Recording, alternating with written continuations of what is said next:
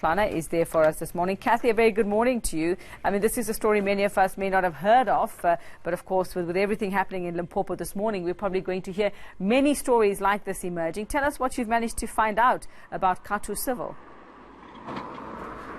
Well, you know, Yuveka, a part of our trip has really been trying to get to the heart of the impact that those investments that municipalities made into VBS and the impact that has had on service delivery. And one of the big things that locals here have been complaining about is water. You know, this area is quite arid and very dry, and so there is generally a water crisis that is facing communities in Giyani.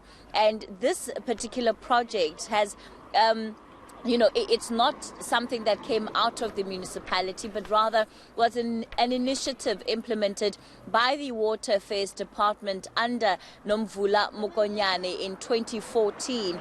And part of its aim was to accelerate the delivery of water to about 55 villages. This is after the local district had failed in its project. The minister had discovered that while millions had been spent on digging up boreholes, those boreholes, in fact, did not exist, at least not to the extent that the department had paid for. And so they took over the project as national. But I'll tell you what, that has not had any better implications.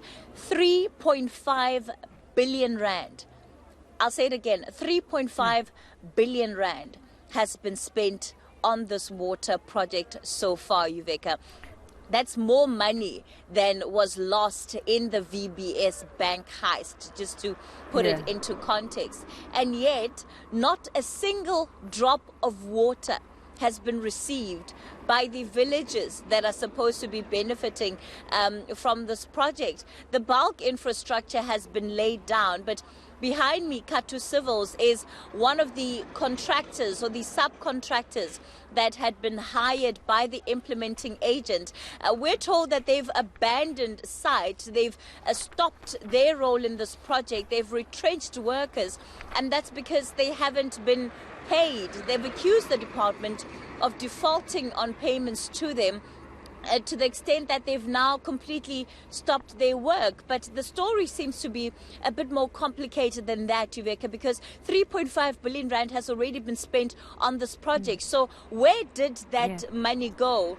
Who received that money, and what role, I think, overall did Khato Civils have to play in this? Were they part of those contractors who was inflating invoices, charging for services that had not been rendered, and therefore the water department also finds itself in the crisis that it's in? The new Water Affairs Minister, Gugile Nkwinti, had come to Giyani to speak to residents, to find out about and also to see this project. And, you know, the water situation is dire. Later, we'll take you into one of the villages just to show you what people have to do in order to get water. But like I said, 3.5 billion rand has already gone into this project. This is what we found of what remains of Khato here in Giyani, and then in a dispute, of course, over payments. That's why they've stopped services, but still no water. Well, Kathy, I suppose you have to ask the question is what did the former Minister of Water Affairs actually have to say and do about this? Because where you were earlier this week as well, you mentioned that Nomvula Mokonyane had been to the areas there, and we were talking about the state of villages, you were talking about sewage, and then still nothing being done. And that was a municipality that had invested or put its money into VBS. And you have to wonder, well then, what happened in all this time? How much responsibility does government take for this as well, other than those who actually set out to steal money from people and not give them the services that they require? Absolutely, Yuveka, absolutely. A lot of responsibility needs to be taken by the department, because under Nomvula Mokonyane's watch, that's where the 3.5 billion rand was spent, Yuveka. That's the state of affairs that was found by the current minister when he took over the running of that department. So certainly, Ms. Mokonyane needs to explain what that money went into. What were the kind of oversight mechanisms that were put in place? Of course, those from the local business forums will tell you that they believe that the reason why so much money was spent, but there's nothing to show for it, that much of that money, the allegation they've told us, is that it was spent to fund the ANC's campaign.